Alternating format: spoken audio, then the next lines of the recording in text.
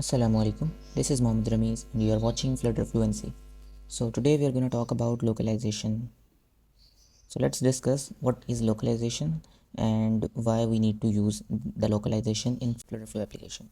So localization is basically a multi language support.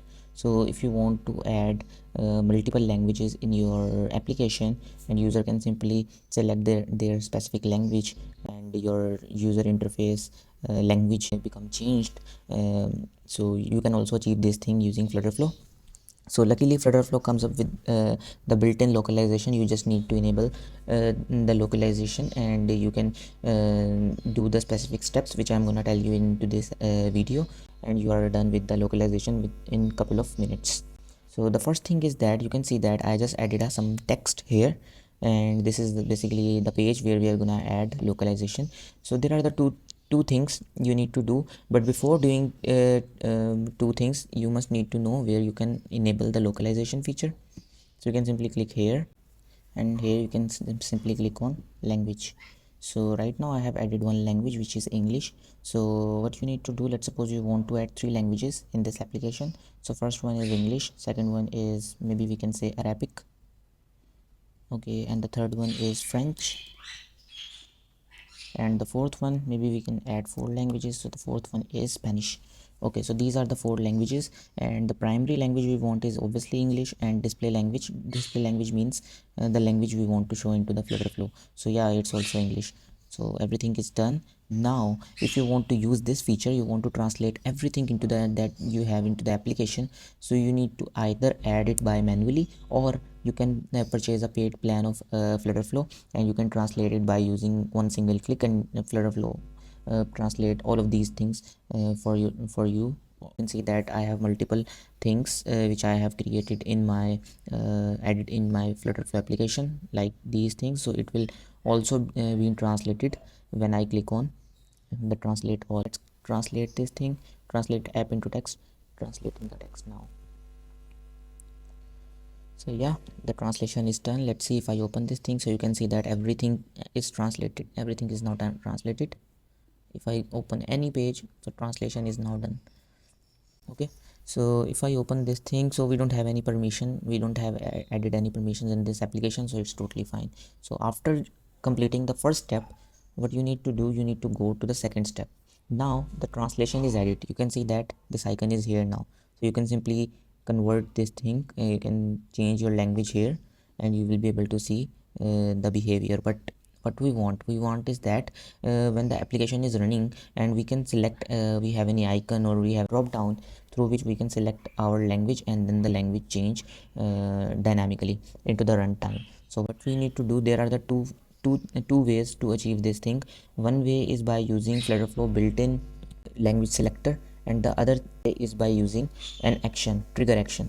So first let's use the first one. So let's add a language picker. So you can search into your widget panel, language. So you can see that here we have a language selector. Let me drag and drop it here, and it's done. So let me add width 100%, and the height would be, maybe we can add 80% of height. Yeah, that's fine. And when we click on, we will be able to see all of the languages that we have here, okay, that we have in a Flutterflow application. So it will be automatically showing here. Okay, so yeah, rest of the features are really simple. Yeah, we have flag 8 gap. Okay, so you can manage the gap or flag icon size. We can add 6 for now. So no, we don't want to hide the flag, so we want to show the flag. So let's click it here, and I believe it will show the flag into the runtime. So drop down, yeah, the flag is now appear. So yeah, we want to show the flag, and this is a one type. Okay, and so you can do this thing using the language selector. The another way to add the language, change a language, is by using uh, action. Okay, by using an action. So let me add text here, and you can let me change it to en, which means that it's English. So let's suppose we want when I click on this en text. So I want is that when I click on this button, so it will change the language to English.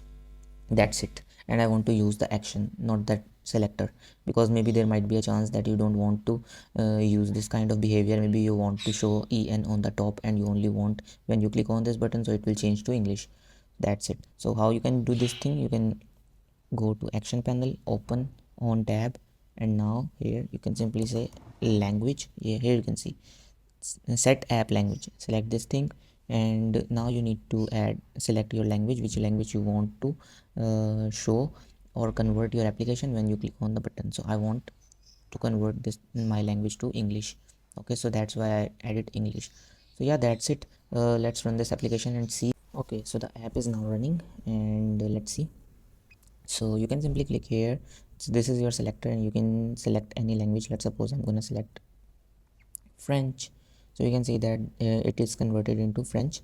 And if I'm gonna select Spanish, so it's converted to Spanish. If I'm gonna do Arabic, so it's converted to Arabic.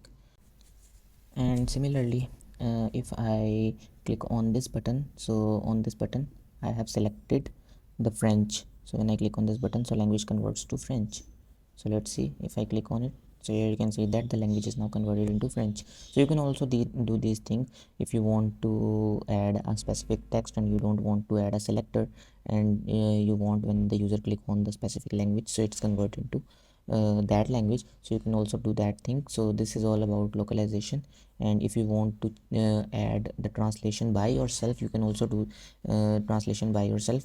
For example, if you click on any widget which is taking the text, so if I click on this button, so here you can see that you can simply go there, and here you can search internationalization.